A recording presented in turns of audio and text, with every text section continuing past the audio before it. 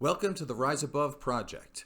I'm your host, Joe Perroni. I am a licensed marriage and family therapist, champion bodybuilder, and I've been a personal trainer for about 30 years.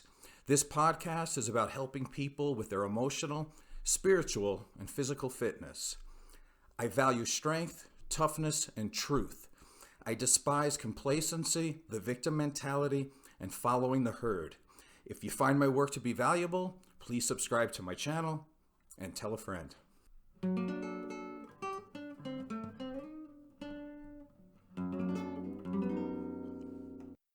Today, I want to talk about the psychological effect of social media.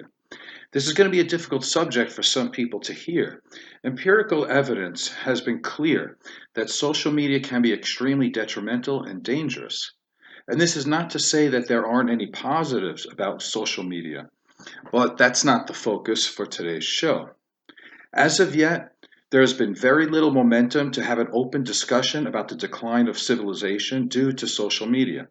There is an ever increasing voluntary participation in social media and the collective willingness to ignore the obvious problems. And I'm sure I'm not the only one who has experienced the proliferation of people who are closed minded, confrontational, and those who have totally disregarded social graces and common decency. Society has become too invested in the virtual world to do what's necessary to make any meaningful changes. It's like being in a room with 100 people who are in active addiction and expecting everyone in the room to simultaneously start a conversation about sobriety. It's not going to happen.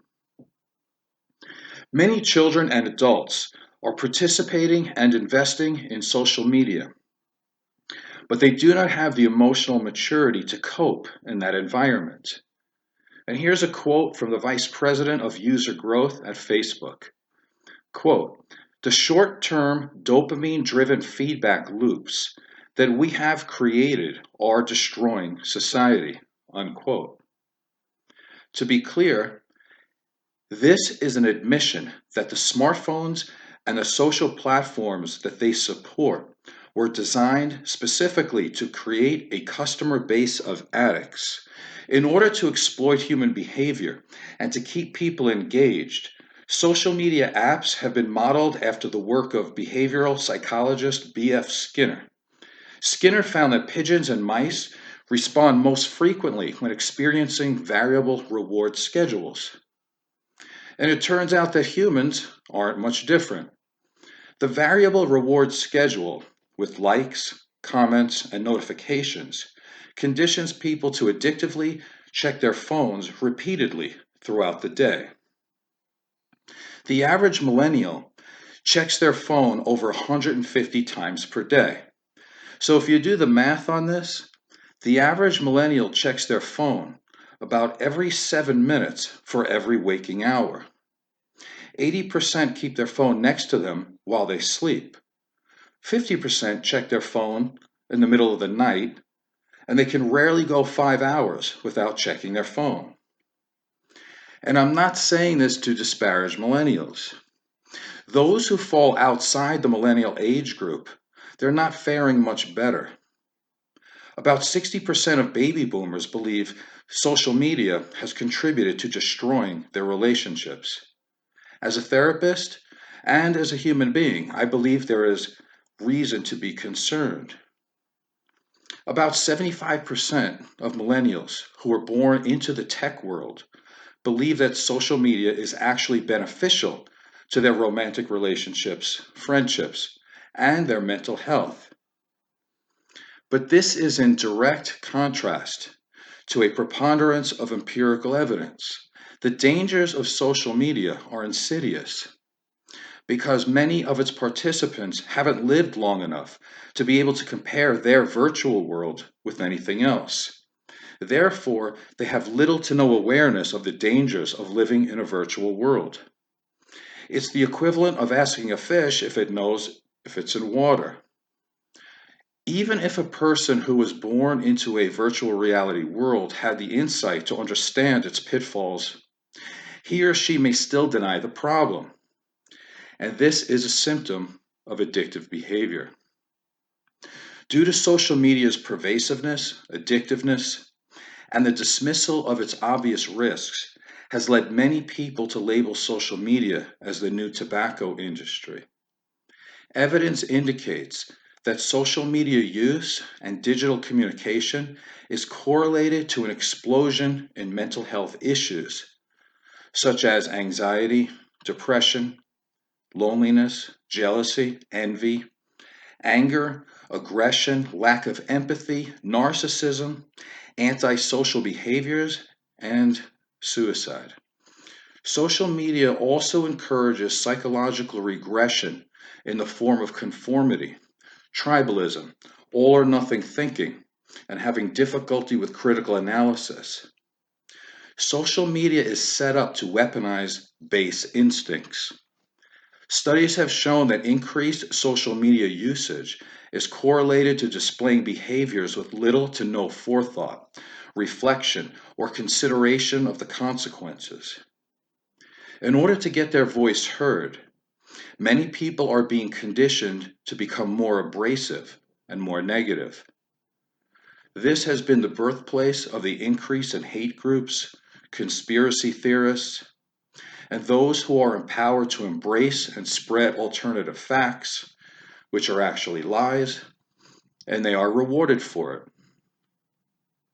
It's always easier to spread hate because it takes less words, less time, less energy, and it masquerades as strength and appeals to the masses because it's a low form of consciousness. Conversely, love and kindness comes about through carefully considered thoughts and actions. It takes time and effort and is a higher level of consciousness. Interestingly, the amygdala, which is the fear center of the brain, also increases in activity with social media use, which leads to impulsivity, reactivity, and aggression. No doubt, social media leads people into a race to the bottom of the brainstem at the expense of the prefrontal cortex. And this is one of the reasons why extreme conservative ideology is increasing in popularity around the world.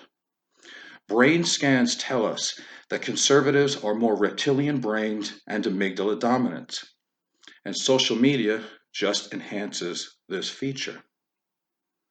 Ironically, social media use is also correlated to loneliness. Social isolation is a poverty of essential human interaction and connection, which has been associated with many psychological and physical deficiencies. Social isolation is increasing along with modern life in a virtual world. Unfortunately, many people are trying to find power and connection through hurting others and being connected to only those who are as hurt and as angry as they are. In a strange twist of biology, millennials in their 20s and 30s are having less sex than boomers who are in their 50s and 60s. But this is actually easily predictable, and it has nothing to do with a Puritan revival. When a person is immersed in non intimate, isolating, and distancing technologies, then an avatar is more exciting and less anxiety producing than a flesh and blood human being. There is more money to be made in fulfilling a need rather than fixing a problem that society is currently willing to ignore.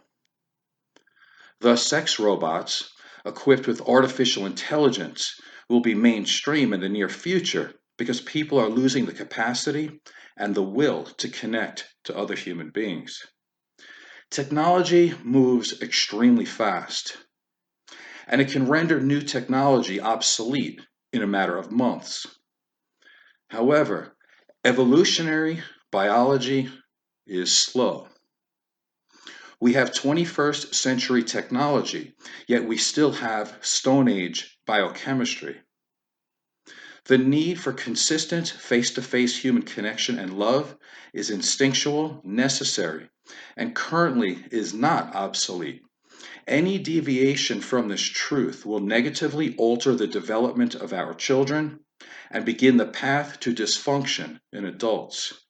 Therefore, Those who allow their children or they themselves replace real present relationships with simulated pseudo relationships do so at the planet's risk because they are contributing to the decay of human contact, which by default also extinguishes empathy and compassion. One way to keep the dopamine feedback loop to continue is to design social media to encourage people to seek constant symbolic recognition and acceptance from other people. And why do we need recognition and acceptance from other people? Because human beings are wired for connection, and we survived as a species by being communal animals that prosper through being nurtured. In our history, being ostracized or invisible was a death sentence. Our biology will make loneliness and rejection feel like it's a death sentence in the modern age. The torturous effects of solitary confinement are widely recognized. One of the most important aspects a person needs to be a fully functioning autonomous human being is to develop a strong sense of identity and a healthy self-esteem. But this is becoming increasingly difficult in modern society. In order to develop one's self-esteem, an individual must live up to his or her own values, virtues, and standards. To do this, an individual must be able to stand alone, be authentic, and take responsibility for his or her life. A person who has self-esteem moves toward life instead of away. They have a firm grip on reality, and they don't live in a virtual reality. Self-esteem includes moving toward consciousness, being intrinsically motivated, and having an internal locus of control.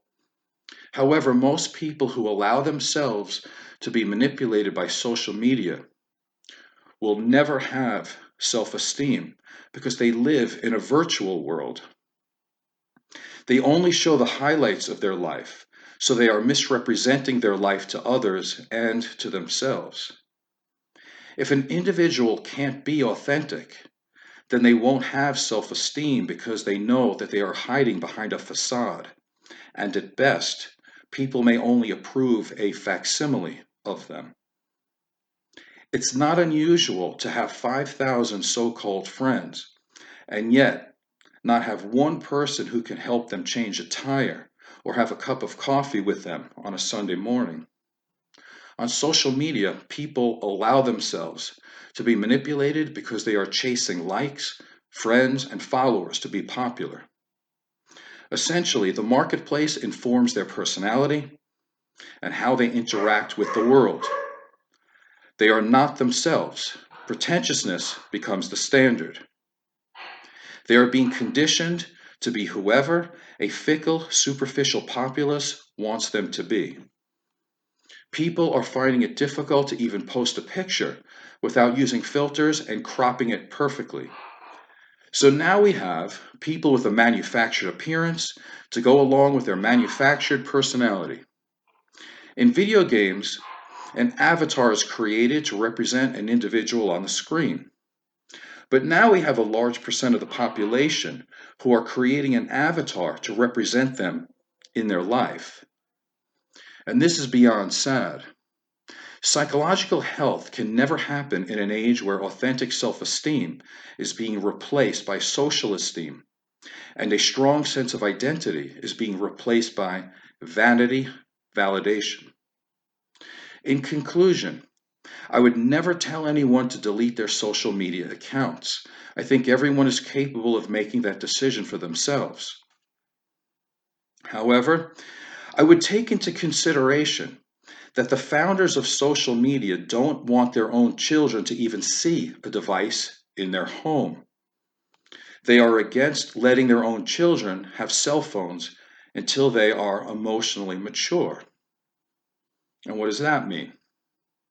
Emotionally mature people use social media for information and networking, not to get their emotional needs met or to avoid life. I hope you found today's show to be interesting. I am Joseph Perroni from the Rise Above Project. Please subscribe and tell a friend. Thank you.